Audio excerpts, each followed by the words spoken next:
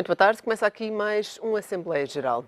A Troika tornou os portugueses mais exigentes na hora de comprar, as famílias cortaram os gastos e aumentaram as poupanças. Maior exigência e compras mais inteligentes são as características que melhor definem os consumidores portugueses depois de 3 anos de Troika em Portugal. As famílias mudaram os hábitos, passaram a escolher mais marcas brancas, mais promoções e a planear melhor os gastos. A Associação Portuguesa de Empresas de Distribuição, a APED, sublinha que os consumidores portugueses passaram a basear as decisões no preço dos produtos. Apesar do programa de ajustamento ter começado em maio de 2011, os portugueses começaram a mudar os hábitos de consumo antes disso. Em 2010, começaram, por exemplo, a comer mais em casa, uma tendência que se intensificou a partir do ano seguinte. A taxa de poupança passou de 9,8% em 2011 para 12,6% em 2012. A partir daí, o perfil dos consumidores alterou-se significativamente. Assistiu-se a uma fuga aos bens não essenciais e aos produtos que sofreram um aumento do IVA. Os dados do INE mostram quebras homólogas no consumo privado, sempre acima de 5% em cada um dos trimestres. As marcas também tiveram de se adaptar às mudanças e foram obrigadas a baixar os preços e a fazer mais promoções. As consequências de 3 anos de Troika nos hábitos futuros são difíceis de antecipar, mas tanto a APED como a Defesa do Consumidor acreditam que as alterações vieram para ficar, principalmente para as famílias que caíram no desemprego. Houve algumas em que os 2 membros do casal ficaram sem trabalho. Para outros, as 2 associações esperam que pelo menos a crise tenha servido para aprenderem a lição. É precisamente sobre estas mudanças que a Troika causou ou não nos portugueses que vamos falar nesta Assembleia Geral de hoje. Já sabe que se quiser participar no programa Assembleia Geral de hoje basta ligar o número de telefone 21 323 6898 e responder à pergunta: a Troika mudou os hábitos de consumo dos portugueses? Também pode deixar o seu comentário no site do Económico em www.económico.pt, através do e-mail assembleia.geral@económico.pt ou ainda na página do Facebook do Diário Económico. E para comentar o tema que hoje colocamos, tenho comigo o professor Carlos Paz, habitual comentador deste Assembleia Geral. Muito boa tarde, professor. Boa tarde. 3 anos de Troika, mudaram os nossos hábitos de consumo, ou nem por isso? Sim. Vamos começar por escalpelizar um bocadinho. Mudaram seguramente para as pessoas que emigraram, mudaram seguramente para as pessoas que estão no desemprego. Se mudaram para os outros, não sei. E estes dados do INE que apresentámos na introdução, o que nos dizem basicamente é o seguinte: realmente a taxa de poupança cresceu ligeiramente e depois agora decresceu de novo. Ela está de novo a 12%, portanto de novo decresceu. E para termos uma taxa de poupança igual à que tínhamos em 2010, portanto ela subiu de 12 para 14 e agora de 14 para 12 desceu de novo. Para termos uma taxa de poupança igual à que tínhamos em 2010, com menos pessoas a trabalhar, portanto as pessoas estão a consumir o dinheiro que tinham porque estão desempregadas, significa que os que têm emprego estão a poupar mais do que costumavam poupar para equilibrar a taxa de poupança. E, portanto, a resposta à sua pergunta de caras é: para quem emigrou mudou a vida, mudou seguramente. Para quem está no desemprego mudou e mudou muito a sério. Para os outros todos mudou. Alguns destes dados são reais. No entanto, não tenho a certeza absoluta desta última conclusão. Portanto, a conclusão que a APED disse de que estas mudanças vieram para ficar. E basta ver o que aconteceu no primeiro trimestre deste ano. O consumo privado começou a crescer ligeiramente, ao mesmo tempo as importações dispararam foi logo de imediato, e aliás foi o primeiro trimestre desde 2009 em que tivemos de novo desequilíbrio da balança, ou seja, tivemos de novo mais importações do que exportações, já não tínhamos isto há muito tempo. E, portanto, se vieram para ficar, tenho sérias dúvidas, porque é um problema que tem a ver com a própria estrutura da economia. A estrutura da economia também não mudou. Claro. Ou seja, tudo isto que nós temos visto, os vários comentadores, o Governo, a Troika dizer de que Portugal fez mudanças estruturais, que houve mudanças estruturais e que agora estamos melhor, não é verdade, porque estruturalmente não mudámos nada. O que fizemos foi cortes de salários e aumento de impostos. A estrutura do país é a mesma. A estrutura produtiva é a mesma para pior. E, portanto, estas mudanças foram as mudanças pelo lado fácil. Foram as mudanças pelo lado de corta nas remunerações, aumenta nos impostos.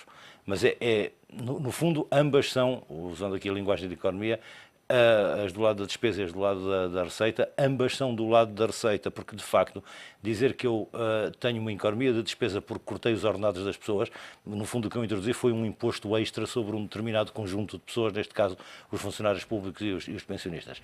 E, portanto, o que aconteceu é que todas estas medidas foram sempre do lado da receita, foi sempre no sentido de aumentar a receita. Estruturalmente, muito pouco mudou no país, infelizmente. Para o consumidor, para a maioria dos portugueses, houve uma aprendizagem com estes 3 anos de programa, ou não?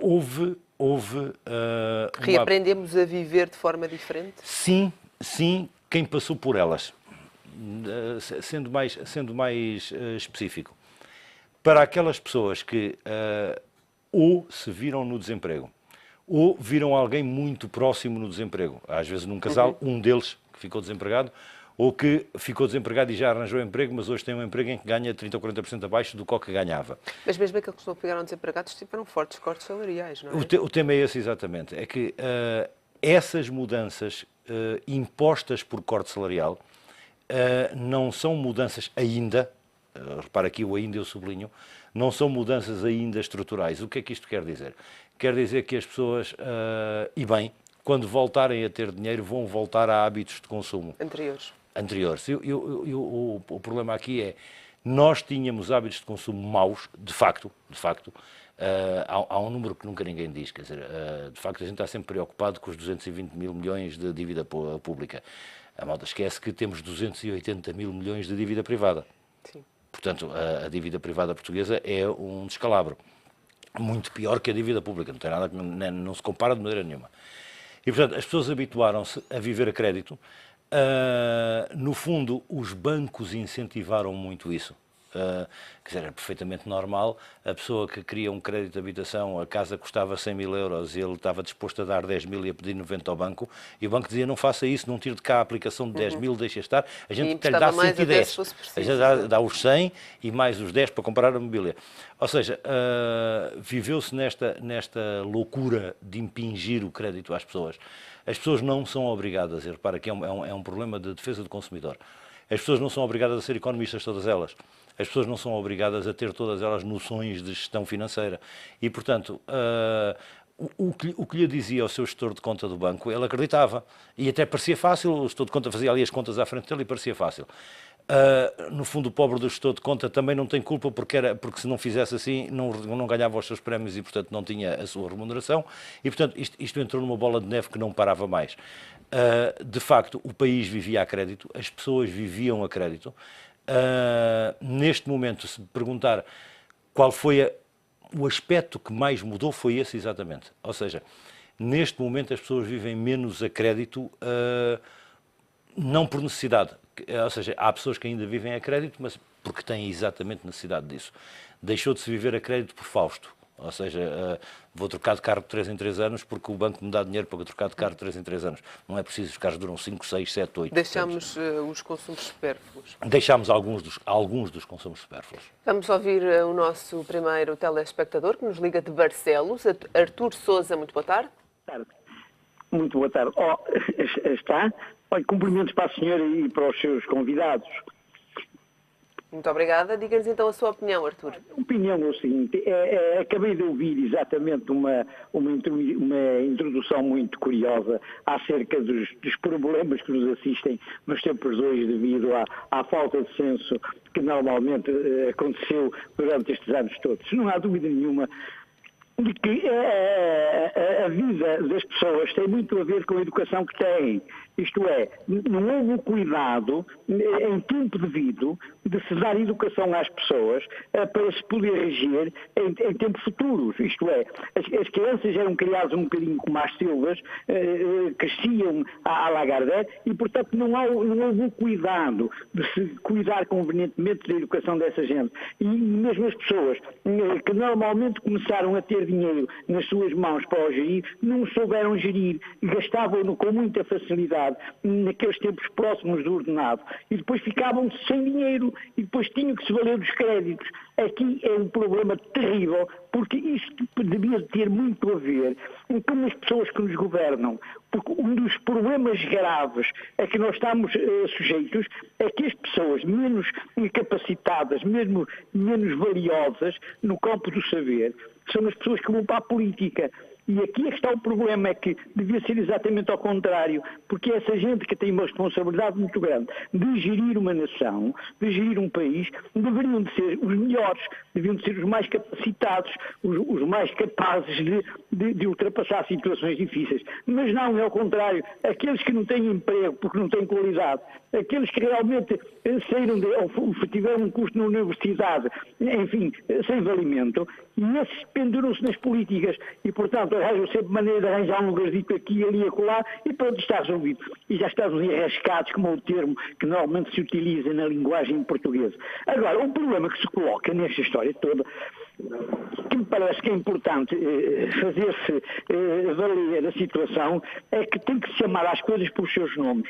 Esta gente que efetivamente estão a desempenhar funções públicas não devem de estar nesse lugar e devem ser responsabilizados, na minha ótica, pelo mal que muito fizeram às pessoas e continuam a fazer, porque um indivíduo que veio para aí devia ter engenharias, arquiteturas, formas, processos, normas para, através do saber, através de políticas, vamos lá, de desenvolvimento, criar empregos, fazer com que haja a possibilidade de vendermos lá fora àqueles que efetivamente estão à espera dos nossos produtos. Olha, a propósito, o Paulo Portas, nos princípios, quando era Ministro dos Negócios Estrangeiros, até fez um trabalho importante, porque começou a visitar esses países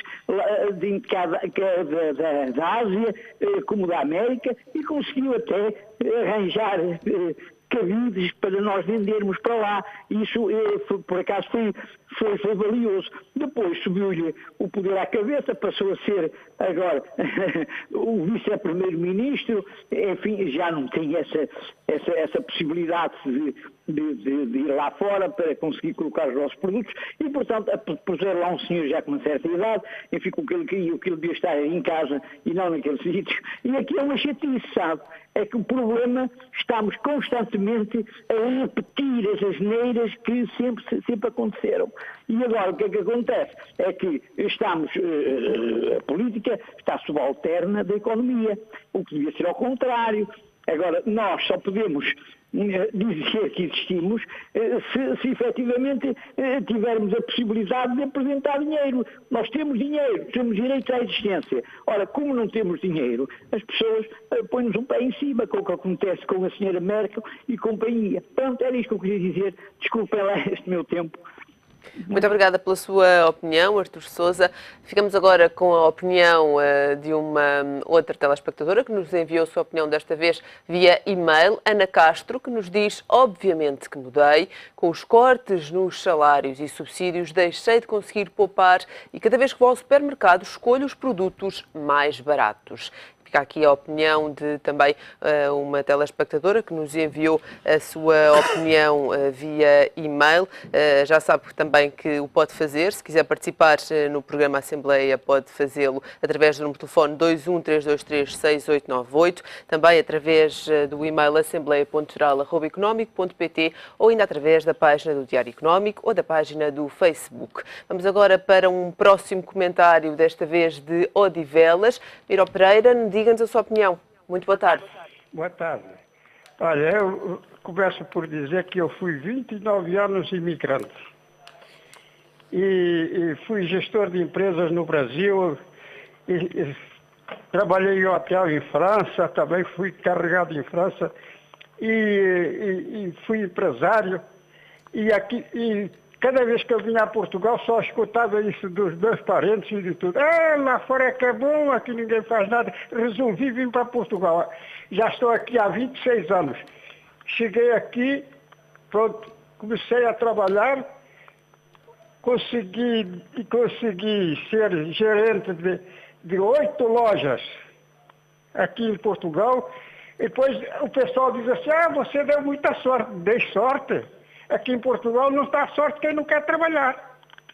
Porque eu trabalhava 12, 15, 16, não tinha hora. Muitas vezes eu saí de pastelaria, tinha fábrica de pastelaria, às vezes era 1h da manhã, telefonava, olha, o pasteleiro não apareceu, levanta-te e eu vou para lá fazer bolos.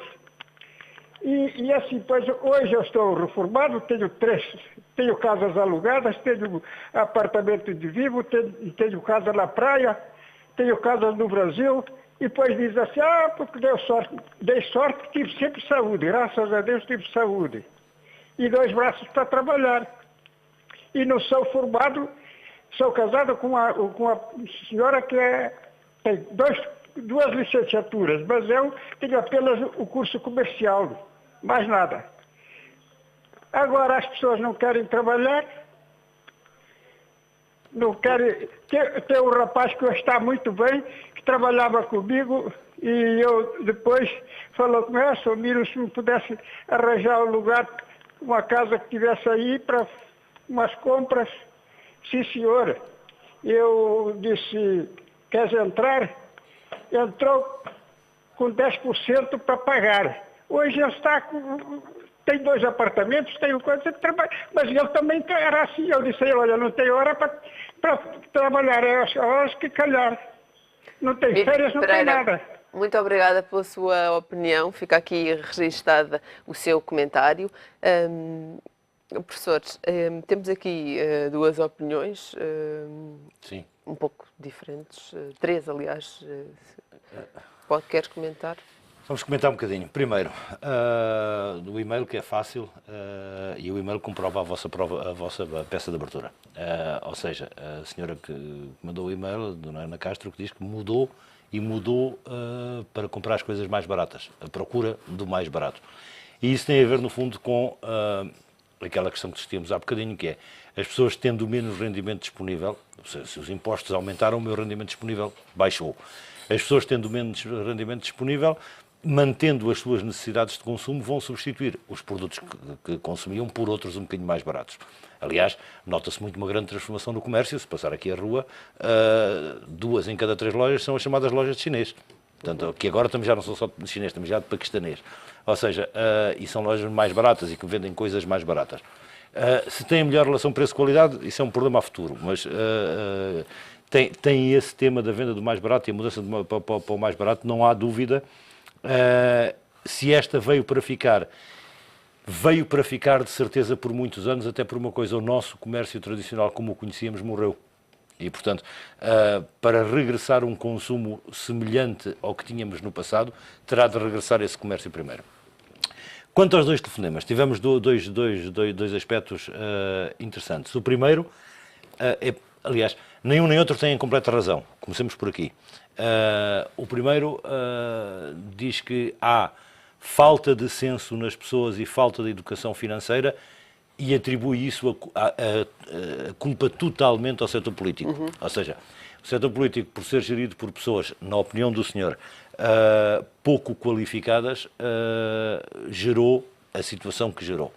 Ao contrário, temos esta opinião deste senhor que nos telefonou agora, de Odivelas. Isto é a opinião populista mais fácil de vender, que é, para quem quiser trabalhar, a vida faz-se. Não é verdade hoje em dia. Não é verdade. Não basta querer nem ter vontade, não é? Não basta querer nem ter verdade. Há 1 milhão de desempregados. E, portanto, este discurso, inclusivamente, é ofensivo para algum tipo de pessoas que está desempregado e quer trabalhar e, pura e simplesmente, não tem emprego. E, portanto, não é verdade nem uma coisa nem outra. Há 40 anos atrás, quando começou, seria mais fácil. Exatamente. Mas neste momento não é essa a realidade. Aqui a questão é que não é verdade nenhuma situação nem outra. Ambas têm coisas de real. Atenção, não estão errados nenhum dos dois. Simplesmente há um ponto de equilíbrio qualquer a meio. É verdade, sim, que nós habituámos uma parte da sociedade a viver comodamente sem querer trabalhar demasiado. Sim, é verdade, mas não é verdade que seja a maioria e não é verdade que quem está na desgraça é porque não quer trabalhar. Portanto, o que Tivemos uma geração, também uma questão geracional, não é? Tivemos uma geração que cresceu com o 25 de Abril, que depois educou os seus filhos a ter aquilo que ela muitas vezes não teve, mas também é uma pretendeu, educação, que sonhou. Mas também é uma geração mais qualificada, não é? Sim, sim. Mais capaz, mas por outro lado com menos oportunidades. Aí vamos ao ponto em que nos dizia o primeiro telespectador, e nisso ele tem razão, nisso ele tem toda a razão. É que, quer dizer, a função mais nobre da política deveria ser o educar o seu povo no bom sentido, quer dizer, o de desenvolver competências nas pessoas, não só profissionais, como competências sociais nas pessoas. E, de facto, o nosso sistema político tem-se afastado muito disso. Por exemplo, a Eduarda fez aqui um programa na segunda-feira com o professor Luís Bento, eu assisti ao programa e discutiram-se aqui coisas bastante interessantes. E uma das coisas que o Luís disse aqui, e é verdade, é que nós estamos à espera de uma abstenção da casa dos 70% nestas próximas eleições. Não é só porque as pessoas querem lá saber das eleições europeias. De facto, as europeias sempre foram más em termos da abstenção. Mas é porque existe este divórcio entre as pessoas e a política. Basicamente, basta pensar, o tema de ontem era as negociações do acordo de concertação social. Vamos lá ver, o senhor que pelo lado do governo está à frente destas negociações, o senhor ministro, não tenho nada contra o senhor, mas o senhor nunca trabalhou na vida. Portanto, como é que alguém que nunca trabalhou na vida está a discutir com as centrais sindicais um acordo de trabalho? Trabalho é uma coisa muito especial, tem características muito próprias. É o político profissional, como falávamos precisamente na segunda-feira, no sentido puro do termo. E que tira algum crédito, precisamente, aos votantes, não é? Total crédito. E, portanto, aí sim é verdade. Nós temos hoje uma geração muito qualificada, pelo menos no papel. Uma vez mais, eu aqui tenho algumas dúvidas quando se diz à boca cheia que é a geração mais qualificada. Cuidado, no papel é. Portanto, tem os carimbos todos e tem os documentos todos e os canudos todos. Não sei se é a mais bem preparada, porque a mais bem preparada não quer dizer ter os canudos todos. A mais bem preparada é estar muito mais bem preparada para a vida e para o mundo em que estamos e no mundo em que vivemos. E aí já tenho algumas dúvidas. E passa por algumas das coisas que os dois espectadores disseram. Ao contrário daquilo que se calhar muitas vezes se pensa, ainda temos uma grande faixa de jovens que não têm mais do que o 12º ano, se diria o menos, não é? E em alguns casos empurrado. E o desemprego verifica-se de facto maioritariamente nesses casos. Só em relação ainda ao nosso primeiro telefonema do Artur Sousa, que nos referia aqui muito a questão da falta de conhecimentos financeiros da maioria das pessoas. Muito se tem falado também que isso deveria ser algo que se poderia ensinar nas escolas. Sim. Partilha dessa opinião? Partilho da opinião. Vamos lá ver. Nós cometemos um erro imenso em Portugal, comparando com a Espanha, por exemplo. Cometemos um erro imenso em Portugal, que foi o não termos obrigado, entre aspas, os partidos políticos há 40 anos atrás, a estabelecerem uma linha de rumo para o país. E uma das coisas principais dessa linha de rumo é a política de educação. E a verdade é que nós nem sequer fizemos uma mudança de sistema educativo em cada governo que mudava. Não. Mesmo às vezes dentro do mesmo governo, cada vez que havia uma remodelação ministerial, bastava mudar o Ministro da Educação, lá vem novo programa. O que é que acontece? Acontece hoje uma baralhada. Os programas são todos uma baralhada. E, portanto, perderam-se algumas coisas, como, por exemplo, a educação cívica. Perderam-se coisas como a educação política, que se perdeu, e esse tema da educação financeira que nunca foi tratado. Estes três, que são, no fundo, ensinar as pessoas a viver em sociedade, a educação financeira faz parte disso, deveriam ser obrigatórios. Quer dizer, só hoje, se for a um banco comprar um daqueles produtos esquisitíssimos do banco, é obrigado a assinar uma declaração em que percebe que aquilo é um produto que pode arrebentar a qualquer momento, mas isto é uma legislação do Banco de Portugal muito recente. Porque, quer dizer, até há 7, 8 anos atrás, nada disto se passava. Os bancos impingiam-lhe o produto financeiro mais estranho do mundo e a Eduarda assinava, porque o dinheiro tinha uma taxa boa, pronto, assinava. Mas há um maior interesse por parte das pessoas também nestes temas, não é? O próprio Económico TV nasceu desse interesse e dessa necessidade e nasceu precisamente no início da crise e mostra que as pessoas estão mais atentas a esse tipo de temas. Dói no bolso? Estão mais atentas porque dói no bolso. Essas situações não se vão voltar a repetir ou vão voltar a repetir? Eu espero que não se vão voltar a repetir. E aqui sim eu começo a notar, como falávamos há pouco da nova geração e da geração mais qualificada, esta geração, há 10 anos, um miúdo de 15 anos, que hoje tenha 25, vivia no meio das Playstations todas da vida e das coisas todas da vida, e hoje um miúdo de 15 anos já começa a perceber que os pais não têm dinheiro para tudo e que o dinheiro não chega para tudo, e portanto é natural que, passando este fosso, mas vamos passar um fosso, passando este fosso, que daqui a 10 anos nós tenhamos uma geração a entrar no mercado de trabalho, da geração que hoje tem 14, 15, 16 anos, que terá 24, 25, 26 daqui a 10 anos, e que já está muito desperta para essas coisas, e já está muito preparada para essas coisas, e sabe fazer as contas, pelo menos. No fundo, a verdade, se eu olhar para a minha avó, que já faleceu há muitos anos, ela sabia fazer essas contas. Porque passou por essas necessidades. Exatamente. Também, não é? Essas coisas na altura ainda piores. Perderam-se no tempo e principalmente o sistema financeiro teve uma criatividade para a criação de produtos financeiros que ultrapassou em muito a capacidade dos seus clientes de perceberem o contexto. Ainda hoje, aliás, e passa-se, vamos lá ver, há um artigo giríssimo, vocês citaram no vosso jornal, uma semana antes tinha saído num jornal norte-americano, um artigo em que o swap do metro do Porto era considerado o pior de toda a história. Ou seja, aquilo é uma anormalidade. Quem ler aquele contrato percebe que quem assinou aquele contrato não fazia a menor ideia do que estava a fazer. E não estamos a falar de um jovem, ou não estamos a falar de alguém que está no mercado de trabalho aflito no seu trabalho, no seu dia-a-dia, ou alguém que trabalha numa loja, num balcão, no que quer que seja. Não, estamos a falar de um administrador de uma empresa pública, a receber dinheiro nosso, somos nós que lhe pagamos o ordenado, para ter assinado aquela anormalidade, que é só o pior swap da história da humanidade. Portanto, vamos ouvir mais um telefonema, desta vez de Lisboa. Maria Nascimento, muito boa tarde. Boa tarde. Diga-nos a sua opinião.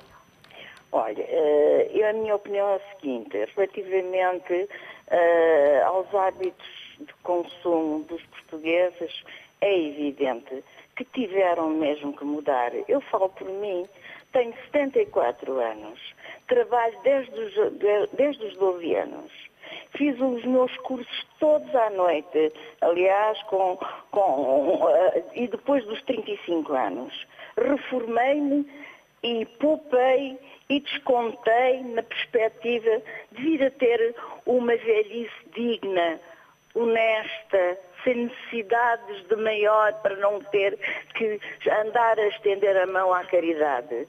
E hoje vejo que estes senhores que nos roubam as nossas reformas, que nós com sacrifício descontamos e economizamos, estamos reduzidos a nada, minha senhora. É vergonhoso viver num país sempre à espera de uma esmola de um filho. Aumentaram as rendas de casa. Eu que fui aumentada quase 3 vezes mais. Tenho 74 anos. Preciso de medicação. Preciso de uma alimentação condigna. Preciso de aquecimento na minha casa. Preciso de água. Tudo isto tem sofrido aumentos. Eu pergunto a estes senhores que andam a governar, a desgovernar este país, o que é que eles fazem ao dinheiro? O que é que eles fizeram? O que é que estes senhores sabem da vida? Não sabem nada, minha senhora. Não tenho muita pena de dizer isto. Estou muito, muito zangada com o meu país. Estou muito zangada com estes senhores que não sabem nada de nada, que não têm mesmo a noção do que é o trabalho, de que nunca trabalharam na vida. Isto são garotos que andam a dar um rumo ao nosso país que não é rumo nenhum. Isto vai ser uma desgraça para os meus netos, para os meus bisnetos. E é isto que eu tenho que dizer, porque vivo amargurada. Vivo numa solidão muito grande, porque dizem que os velhotes têm que nos distrair, andar... Como? Como é que nós vamos para a rua de barriga vazia? Como é que nós vamos meter-nos num autocarro que são 2,40 €?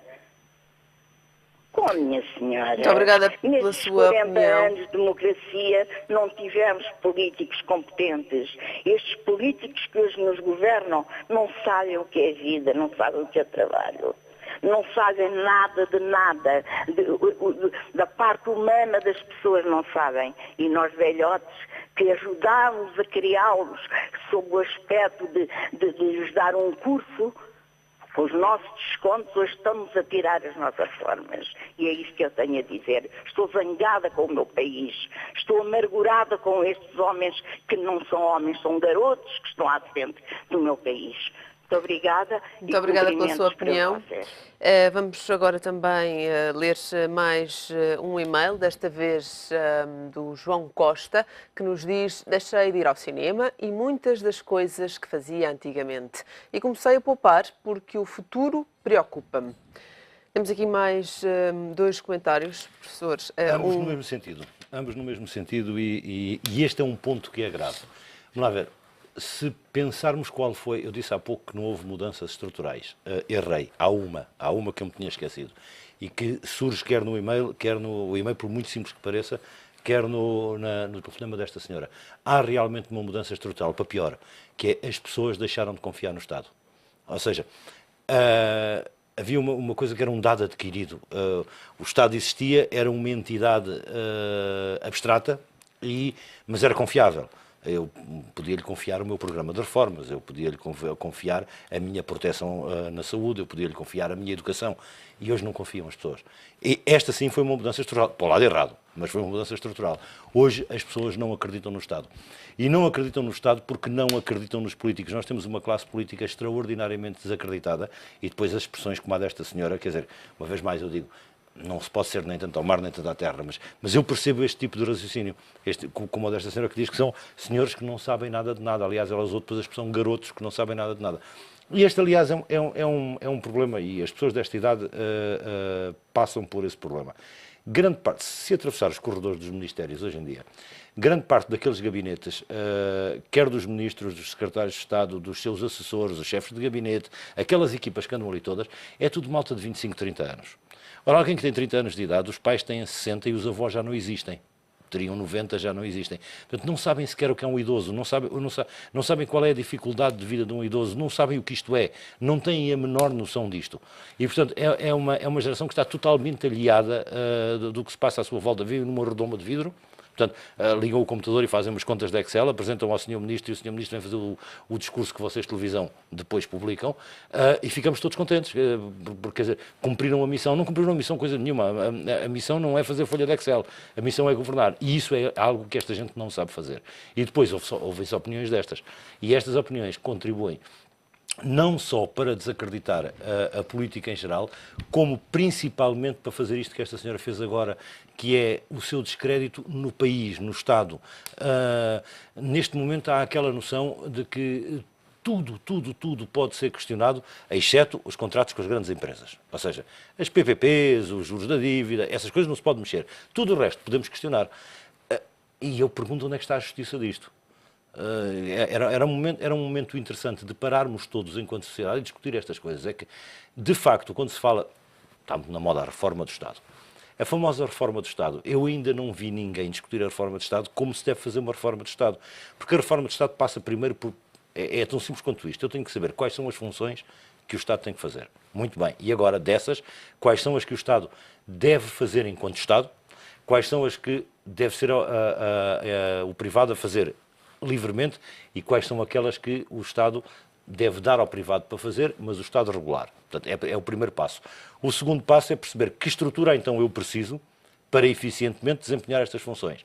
E o terceiro passo é, com as receitas que eu tenho, quanto é que eu posso pagar a esta estrutura? E, portanto, isto é que era a reforma do Estado. A reforma do Estado do DEO, por exemplo, é ao contrário, vamos poupar 1.000 milhões. Portanto, começamos ao contrário, começamos por dizer, vamos poupar, sem saber quais são as funções, qual é a estrutura, como é que se faz, e depois quais são os impactos disto na vida. Porque quando se fala da reforma do Estado, falamos de coisas como a tuberculose está erradicada, aceitamos o quê? Uma taxa de tuberculose de 1%, de 0,5%, de 0,1%, a esperança de vida está em 84 anos, aceitamos que baixe para 80 ou para 78%. A escolaridade, hoje, a obrigatória é 12 anos. Aceitamos o quê? Que baixe para 9? Vamos discutir. Portanto, porque quando queremos reduzir despesas, são estas despesas, não são outras. Ou seja, não é as despesas sumptuárias do Estado, porque também as têm, não são essas que são as grandes poupanças. As grandes poupanças hão de vir de discutirmos este tipo de coisas. Mas temos de encarar as consequências disso. E as consequências disso, o relatório do INE diz que estão 25% das pessoas à beira da miséria. Okay? Achamos que é bom, queremos baixar para 20% ou subir para 30%. E, portanto, é com este tipo de discussão é que se vai fazer a reforma do Estado. Não é a reforma do Estado a Paulo Portas, que é vamos poupar 1.000 milhões. Andamos ao contrário. E assim Curiosamente, não chegamos a lado nenhum. o Governo, recentemente, e Paulo Portas fê-lo muito recentemente, acerca do sistema da Segurança Social, a referir-se a esta ideia de que aquilo que descontamos não é para a nossa reforma futura, é para pagar as atuais reformas e pensões. Esse é um tema que é verdadeiro. Atenção. Isso é das poucas... Mas nunca foi explicado. Não, é das coisas... Vamos fazer um bocadinho de serviço público. Temos 1 minuto para fazer um bocadinho de serviço público. Até porque o Sr. Presidente da República foi das pessoas que mais contribuiu para enganar as pessoas no modelo mental. A nossa telespectadora falava isso precisamente, não é? Que descontou toda uma vida e... Mas não é. Ou seja, vamos tentar explicar isto lá para casa. O nosso sistema não é um sistema de capitalização. Não é assim que ele está desenhado. Ou seja, o que eu desconto, o que a Eduarda desconta, o que esta senhora descontou, não é por uma caixinha que diz lá Eduarda e que todos os meses vai lá pondo alguma coisa, o económico põe por si outro bocadinho e quando chegar ao fim da vida, aí o Estado vai lá pondo uns jurozinhos e depois quando chegar ao fim da vida tem o seu bolo. Não é assim que funciona. O nosso sistema de previdência é um sistema de equilíbrio entre os ativos e os não ativos. E, portanto, em cada instante, os ativos contribuem para os não ativos. Mas isto é em cada instante, ou seja, eu quando estou a descontar, não estou a descontar para a minha reforma, eu estou a descontar para pagar a reforma dos que agora estão. Porque eles, no passado, trabalharam, os descontos que eles fizeram foi para descontar, para pagar as reformas dos que estavam nessa altura. Mas acha que esta justificação surge agora, se calhar, para nos alertar de que para o futuro provavelmente não vamos ter quem desconte por nós? E não vamos ter mesmo. O problema é que não vamos ter mesmo. Quer dizer, por exemplo, esta medida do plafonamento da Segurança Social é completa loucura na situação atual. Porque é a falência total do sistema. Porque, no fundo, o que é que vai acontecer? O que vai acontecer é, se eu disser, então, que quem ganha bem deixa de descontar porque não lhe vou poder pagar uma reforma muito alta no futuro, então o que vai acontecer é que todos os que estão hoje, porque é hoje que a coisa conta, todos os que estão hoje a receber reforma deixam de ter dinheiro. Porque o Estado deixa de ter dinheiro para pagar as reformas. E, portanto, isto é um embuste que os políticos fizeram ao longo dos anos, e aqui o Sr. Presidente da República, com a célebre discussão de que o seu corte de reforma não dava depois para pagar as despesas e que ele tinha descontado a vida toda, ele devia ser o primeiro, como professor de Economia, a ter explicado às pessoas, olhem, isto é assim, nós não temos uma continha em Aníbal, Carlos, Eduardo, não temos. Todos nós, em cada instante, pagamos, todos os ativos pagam em cada instante os inativos. E é assim que o sistema funciona. A verdade é que este sistema, quando foi criado, havia 2 para 1. Havia dois ativos por cada inativo. Neste momento já estamos no 1 para 1. E temos um grave problema demográfico, o que de futuro vai piorar. Gravíssimo. Mas é a Europa toda, não é um problema português. Claro. E o que se vai passar é que daqui a meia dúzia de anos nós estamos no 0,8 para 1. Ou seja, já não chega a haver um ativo por cada um dos inativos. E se continuamos com estas políticas completamente loucas de reduzir o mercado de trabalho, de aumentar o desemprego, de reduzir o rendimento, o que vai acontecer é que aí então é que não há mesmo. Porque aqui é muito fácil de fazer, e eu admiro-me esta discussão à volta do FMI, das medidas de redução dos custos laborais. É bom a gente pensar uma coisa, que cada vez que se reduzir um ordenado, também se reduz o IRS desse ordenado, também se reduz a TSU desse ordenado e, principalmente, reduz-se o IVA, porque a pessoa deixou de ter dinheiro para comprar e, portanto, já não compra, já não gasta o IVA. E, portanto, o Estado alinhar nesta política louca de reduz salários, é também redução de receita. E redução de receita significa a redução de capacidade de despesa. Redução de capacidade de despesa significa isto que acabamos de assistir, uma senhora de 74 anos que está desesperada e não tem dinheiro para viver. Professor, gostava de falar no último tema, temos muito pouco tempo, 1 minuto e meio. Mudámos no consumo, mas também nos hábitos de poupança, não é? Esta taxa de poupança que saltou de 9,8 em 2011 para 12,6 em 2012. Passou por 14 no meio. Isto também é uma mudança. É uma mudança. E esta vai para ficar? Esta não sei se veio para ficar ou se ela é boa ou má. E vamos discutir isso. Vamos lá ver. Muita da taxa de poupança que há hoje em dia não é. Primeiro, as pessoas pobres, vamos dizer os mais pobres, os do meio e os mais altos, os mais pobres não têm capacidade de poupança nenhuma. Zero. Os do meio tinham alguma, também não têm. Quem tem neste momento ainda é os de cima. E a capacidade de poupança de quem tinha mais dinheiro no passado significava investimento a futuro. Ou seja, significava que havia dinheiro na economia para abrir empresas, criar negócios, fazer o que se fizesse. Hoje em dia, o dinheiro, esse aumento de poupança não é porque as pessoas estejam a poupar mais, é porque o dinheiro está parado. É o que se passa, por exemplo, com a dívida pública. De repente, o fim da crise dos países periféricos, de repente, olhamos para o mercado e estão todos a pagar taxas de juros de 2%, 3%. E assim, então, afinal, a crise acabou. Não, a crise não acabou. O que se passa é que não há onde investir o dinheiro. Não havendo onde investir o dinheiro, poupamos porque não há confiança. Exatamente. Professor Carlos Paz, muito obrigada por ter estado nesta Assembleia Geral, que hoje fica por aqui. Voltamos a marcar encontro consigo amanhã. Até lá.